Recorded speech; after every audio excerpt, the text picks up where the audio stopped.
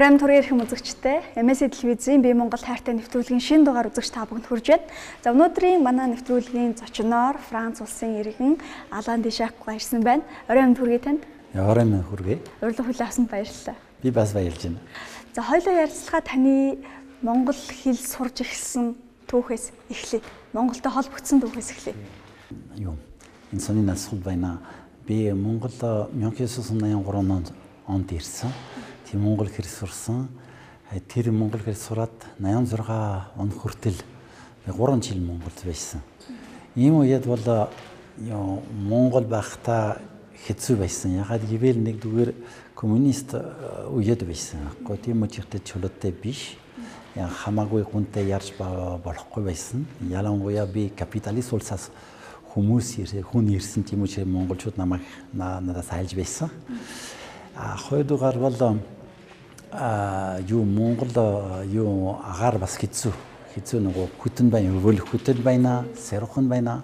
Тийм учраас хэцүү амдал байсан байхгүй. Дэргүүр мэргүүр бас зөөхөн хүн байсан. Зөөхөн дандаа идэх юм, адилхан идэх юм идэж байсан байхгүй. Дандаа нөгөө коммунист үед коммунист нутгаар орон нутгаар нөгөө эзүүл авчираад тэгээд дандаа ийм идэ авчирсан тэгээд идэ идсэн байхгүй. Тийм хэцүү үед байсан. Таныг одоо тэр үед ирэхэд яг энэ капиталист орноос ирсэн хүн юм чинь гэдэг нь болгоомжлол байсан байна. Тэгэхээр та одоо монгол хэлийг танд ер нь тухайн үед тэгж зориглож заах эсвэл тантай ингэж ойр байх хэн байв? Орхой одоо энэ үед орхон байна тийм ээ. Яад гэвэл яг Европ маягаар Америкийн маягаар нөгөө одоо хүмүүс амталж байгаа байхгүй. Чөлөөтэй байна, загсаал байна. Тийм учраас илүү амархан амтрал илүү амархан юм шиг та. Дээр үед бол нөгөө монгол хэл сураад бас хэцүү байсан. Ягаад гэвэл франц хэлээс монгол хэл жахан өөр байна. Жахан өөр байна. Яг манай нөгөө санаа, сэтгэл нөгөө хэл зүй жишинбэл тэр хэцүү сурахаар хэцүү байсан байхгүй. Гэхдээ бид нар дандаа нөгөө сайн багш нартай байсан байхгүй. Дээр мундаг багштай байсан байхгүй. Ардын багш байсан. Мишик과 жишинбэ клаква совдаква лувсондорчва тэр багш нар маш сайн багш байсан байхгүй. Тийм учраас бисо багаар монгол хэл дэвшүүлсэн байхгүй. Монголд байсан чинь. Өнөөс гадна би бас монгол морин курс сурж эхэлсэн байхгүй. Тэр хөгжим бүжгийн сургуульд байсан байхгүй.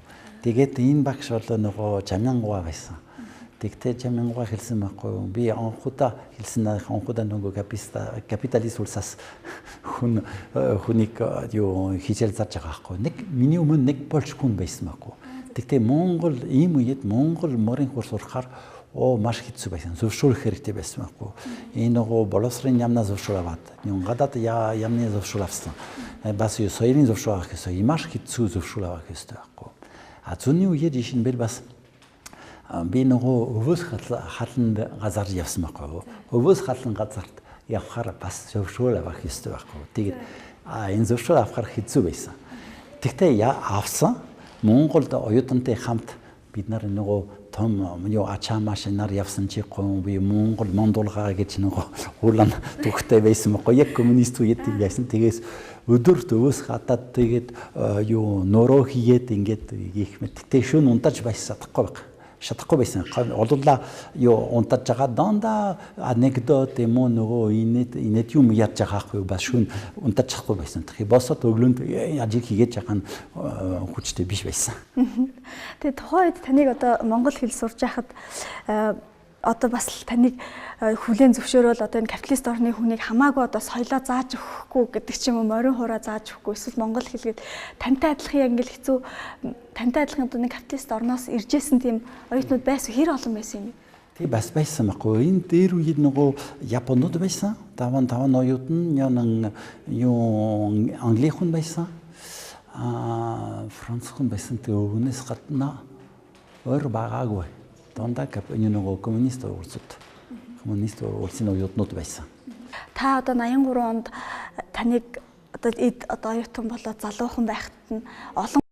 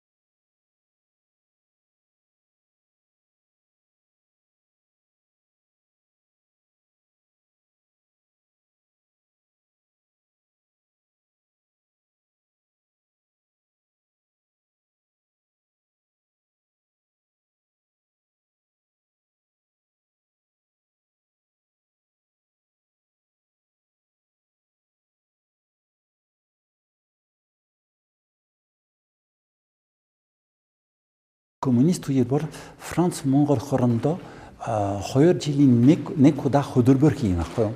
Оюутнууд солих жишээ нь бил энэ 2 жилийн хугацаанд энэ талаас 2 Франц оюутан авчаар нөгөө талаас бас 2 Монгол оюутан тийм учиртай тийм харилцаа тэгээд зөөхөн байсан.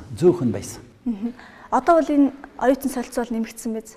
Элчин сайдын ямар дамж? Тийм амархан жишээ нь ямар хүн сонирхолтой бол их сургуульд сурахад амархан байна. Тийм. Тэгээ ганц асуул байна нандаа стипend асуул байхгүй юу? Хэрвээ оюутан нөгөө өөрөө стипендтэй болвол энэ Монголд ирж болно амархан. Визагийн асуул биш. Тухайн үед зөвлөлт холбоо тусаар дамжуулж ирдэг байсан юм уу? Монгол руу ирэхдээ. Тий дээр үед бол нөгөө Монгол дамжуулж байсан байхгүй юу? Нутаг нөгөө өнгөрсөн билет өгнө. Тэр үед би Монгол стипендтэй.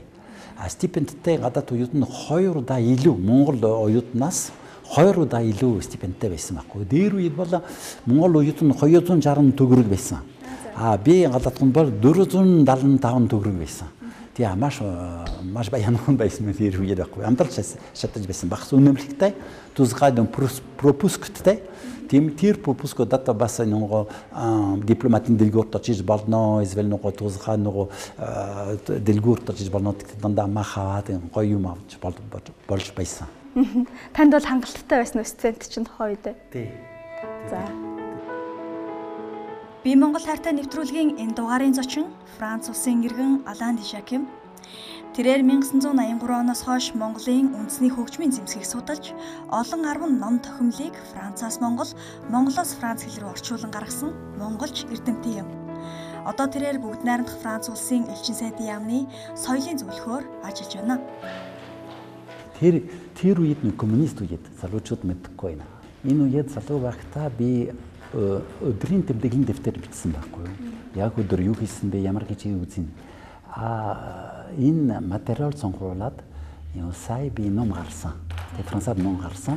Одоо Монгол руу орчуулна гэж бодож байгаа. Ягаад гэвэл энэ коммунист үед гадаад оюутан амьдрал ямар байсан бэ гэж тийм тухай одоо энэ тухай нөгөө танилцуулмаар байна. Энэ монголоор нөгөө Монголын улаан уурхай гэж нэртэй болно. Ягаад улаан яг улаан батар юм. Улаан гэж коммунист байхгүй. Тийм үчиртэй Монголын улаан уурхай гэдэг тийм ном одоо нөгөө орчуулж байгаа. Тэгвэл яг наад хэсгийг ч ойлоо жоохон гүнзгийрүүлээд ярил л да. Таныг яг одоо 27-8-тай залуу хүн одоо Монголд ирж байхад Монголын нөхцөл байдал ямар вэ? Ялангуяа одоо тухайн үед ингээд Францын оюутан Монголд ингэж байх хэр байсан? Тэр сонин байна. Ягаад гэвэл коммунист үед бол монголчууд намайг 3 дэлхий гэж нэртэй 3 дэлхийн хүн байна. Ягаад нэгдүгээр дэлхийн коммунист дэлхий ба. Хоёрдугаар бусад орнууд коммунист. 3 дугаар нөгөө дэлхийн хүмүүс бусад хүмүүс байхгүй. Капиталист нутаг хүмүүс бол 3 дэлхийн хүмүүстэй хэлсэн. Тийм учраас тэд нэр айлж байсан байхгүй. Ягаад капиталист хүнтэй гэж капиталист нүдийн хүнтэй танилцаад ярилцахад гэдэг боломжгүй байсан байхгүй юу? Болохгүй байсан байхгүй. Тэгвэл аюултай надад нүлийн газар очоод тэгээд асуугаад нахяа гэж байна. Тэр нэртэй тэгээд яа энэ Франц хүнтэй ярилцаж байгаа юу асуусан бэ? Юу ямар ашигтай хүн бэ гэж тийм үчиртэй гэж. Тэгээд таныг одоо энд ингээ оюутан байхаар хүмүүстэй харьцахтаа хүртэл ингээ болгоомжтой харьцах шаардлагатай. Хүмүүс ч гэсэн танаас ингээ болгоомжлоод байхад танд ер нь ямар сэтгэл төрдөг байсан?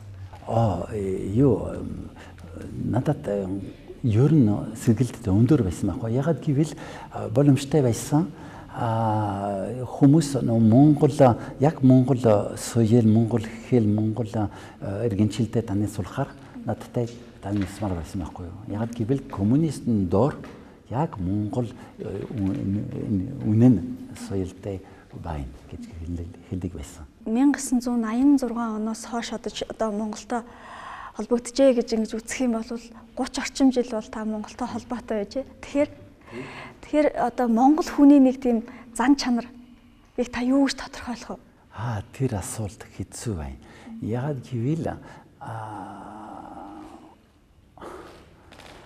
хад гэвэл ер нь асуул байна. Ишин бил яг Монголын асуул биш дэлхийн асуул байна байхгүй. Яхад үер залуу үер байхад жахан санаа өөр байна. Тийм ээ өчиртэй их хэцүү асуулт байна. Харуулт олж чадахгүй. Яагаад гэвэл энэ Монгол залуу, нөгөө Европ залуу, эсвэл Америк залуу, эсвэл Африкийн залуу бас адилхан үеэр байхгүй. Тэдний санаа бас адилхан үеэр явж байгаа. Нийгмийнхаа хөгжлөөс хамаарат өөр байгаа. Өөр байгаа гэж бодож байна. Тийм учраас хэцүү, тийм асуулт хэцүү байна. Би яагаад танаас ингэж асуусан гэвэл таныг эргээ одоо монгол хүн л дээ. Тэгэхээр би таны тодорхой нэг монгол хүний нэг тодорхой зам бас та татагддаг байх гэж бас бодсон. Та гэр бүлийн хүнтэйгээ хизээ танилцсан. Тий. Би гэр бүлтэй болсон. Манай эхнэр монгол хүн байна. Одоо Монгол улсын сургууль багш гэж байгаа. Бид хоёр 97 онд танилцсан. Одоо 20 жилд болсон. Манай эхнэр доктор болсон, нөгөө Швейцарланд нөгөө Фрейбург их сургуулийн доктор болсон. Тэгээд хоёулаа хамт бас хамтарсан ажил хийсэн. Жишээлбэл нөгөө та магадгүй мэдээж нөгөө Бельгийн маш алдартай зургийн хүүхдүүдийн зургийн альбом нөгөө тентэн адал явдал бид хоёр тийм ажил хийсэн байхгүй. Одоо Монгол дэлгүүр бага азарын одоо магадгүй. Тэг би тэр номыг ингээд нөгөө Бельгт явж байхдаа Эршэ музей гэж байдаг. Яг тэр тантаны адал явдлаар яадаг тийм музей. Тэг тэнд ингээд явж исэн чинь бүх хэлэн дээр орчуулагдчихэ тэр ном. Тэгээд яг ингээд явж исэн чинь монгол хэл дээр байдаг болов уу гэд би бүр ингээд бүгдийг нь хараад явсан чинь яг уйгурчин монгол бичгээр буюу эртний монгол бичгээр тэр номыг буулгасан байсан. Мэдээд хин гэдэг хүн байдгийн болтой гэд харсан. Харин сүүлд танилцсан танаа гэргээ байсан юм байна лээ. Би тентина төвдөр гэж бичсэн байхгүй. Гожийн монголоор дөтөр нё Кирилл үзгээрэй гэж бичсэн байхгүй. Яагаад гэвэл энэ ном сонголсон бай. Би 10 настай байсан ба манай аав төрсөн өдрийн бэлэг тийм ном францаар яхад монгол байхгүй ном надад бэлэг өгсөн байхгүй. Анхны удаа би нөгөө шаршаашнтай яхад гэвэл шаршаашнтай холбоотой ном байна. Би танилцсан байхгүй. Төвд би мэдхгүй 10 настай хүүхдүүд төв нутаг мэдхгүй байсан чинь тэгээд би дандаа энэ нөгөө мөрөөдөл том болвол мөрөөдөл ийм нутаг би явмаар байна. Тэгтээ төвд явахгүй байна. Би Монголд явсан. Тэгтээ Монголд очиод яг энэ ламнаар үзэх байгаа. Тим ламнаар үзье тэгээд энэ шаршаашин яг энэ нөгөө тантын адал явдал адилхан хүмүүс байна. Тийм учраас одоо юм монгол руу орчуулах ёстой гэж бодож ирсэн байхгүй тэр альбом. Тэгээд монгол орчуулсан. Өөр ямар бүтээлийг та одоо гэргий та эсвэл та өөрөө орчуулж? Тий, бид ер нь би Монгол улсын сургуулийн Франц хэлний багш нартай хамт ажил хийж байгаа. Жишээлбэл одоо нүүдлийн намдрал нөгөө ааж авахгүй тухай нөгөө нэр томьёо нөгөө орчуулсан. Жишээлбэл эсвэл Монгол үлгээр дөмөг орчуулсан. Эсвэл толбичиг дандаа юу нөгөө орчуулж байгаа номууд байна. Тэг хамтарсан ажил хийж байгаа байхгүй юу. Жишээлбэл анхны удаа Герсерийн тул бол Нью Францаар би орчуулсан байхгүй. Сүгбатар багштай хамт 91 онд орчуулсан байхгүй. Тэр бүтэн ном биш. Яг хүүхдүүдийн толгой ном байхгүй юу. Нөгөө 12 настай 16 настай толгой хүүхдүүд тэр ном биш болсон байхгүй. Тийм учраас та манай Францын залуучууд Монгол Герсерийн тул танилцуулсан. Франц хэлнээс та ер нь монгол хэл рүү ном орчуулв уу? Байна. Жишээлбэл тэгтээ тийм ажил би хийдэггүй байсан. Монголчууд маш мэржэлтэн хүн Франц хэлний мэржэлтэн хүн зөндөө ном орчуулсан байхгүй. Тэгтээ монгол уламжлалаар байна. Ягаад гэвэл анхны Франц номууд 1931 онд орчуулсан байхгүй. Оросоор жишээ нь 15 настай капитан Жюль Верн номууд эсвэл Мопассан эсвэл Дума нөгөө янз бүрийн нөгөө номууд оросоор монголоор орчуулсан. Тэгээд дараагийнх нь шууд Францаас монголоор орчуулсан. Тэгтээ тийм учраас би 1983 онд ирсэн бүх монголчууд намайг ярьсан байхгүй. Та Жюль Верн мэдэж байна. Харамтимын Александр Дума мэдэж байна. Бүгдээрээ мэдэж байсан байхгүй. Бодлер бас маш нарийн бас яруу нарагчтай танилцсан байхгүй монголчууд. Монголчууд бол нөгөө Франц хэл соёлтой танилцсан байхгүй мэдэж байсан. Би гайхамшигтай байсан байхгүй залуугата. Та одоо таны хийж байгаа ажил бол элчин сайдын яамд бас Монголын соёл юутай бас холбогдож байгаа түүхтэй. Тэгэхээр одоо Монгол Францын соёлын харилцаа ер нь хэр шатандаа явж байгаа. Одоо ямар үйл ажиллагаанууд зохион байгуулагддаг вэ? Жилээр том болж байна байхгүй юу? Бид нар сая таван Монгол Франц ханьо дипломат харилцсан таван жилийн ой сохилсан байхгүй юу? Тийм үчиртэй үнээс дараа зөндөө хөдөлбөр юм гарсан. Ийм үчиртэй бид нар одоо юу сайн холбоо харилцаа Монгол Франц холбоо харилцаа сайн бат бэхжүүлсэн байхгүй. Янз бүрийн холбоор жишээ нь нөгөө боловсрон хөдөөж байгаагүй янз бүрийн. Би Монгол хайртай нэвтрүүлгийн энэ дугаарын зочин Франц улсын иргэн Алан де Жакем. Тэрээр 1983 оноос хойш Монголын үндэсний хөгжмийн зэмсгийг судалж, олон 10 ном тохиомлыг Францаас Монголоос Франц хэл рүү орчуулан гаргасан монголч эрдэмтэн юм. Одоо тэрээр бүгд найрамдах Франц улсын элчин сайдын яамны соёлын зөвлөхөөр ажиллаж байна. Та ер нь аялдгүй монголоор хөдөө аялах эсвэл чөлөө цагаараа та юу хийдэг вэ? Одоо хүртэл ажил ихтэй тийм үчиртэй бич чадахгүй байна. Гэхдээ би зөндөө Монголд явсан байхгүй. Ялангуяа баруун тал. Ягаад баруун тал би нөгөө судлал хийсэн байхгүй. Ялзгуулагийн судлал хийгээд тэгээд энэ дараа нөгөө Монгол хөгжим юм Монгол хүмүүийн уртын дуу бас нөгөө Монгол ардын дууны дүүвэр сохилсан байхгүй. Тийм талаар тийм ажил хийсэн байхгүй. Ялангуяа Орionхын дуунд, Загчин дуунд тийм яснуудтай хамт бас нөгөө хөвсгөлд явсан байхгүй. Энэ нөгөө цаатан дууд бас хамт явсан. Бас үнээс гадна бас кино хийсэн байхгүй. Барент кино хийсэн. Тэгээд ийм үчиртэй одоо бас нэвтрүүлсэн зөндөө нэвтрүүлсэн Францд бас Францаас бас өөр нутаг бүлгийн нутагт Франц хэлтэй нутаг нэвтрүүлсэн Монголын тухай. Одоо та Монголд ингэж байхаар амралтын өдрүүдээр бас музей үздэг баг. Таныг бид ярилцлага хаана хийх үгээд хоёлоо зөвлөж явах та бас Зануузрын музейд би их дуртай, музей үзэх их дуртай гэдгсэн. Зануузрын музейд юу та их олон ирдэг. Одоо бид тэр Зануузрын музейн дотор сууж байна тий.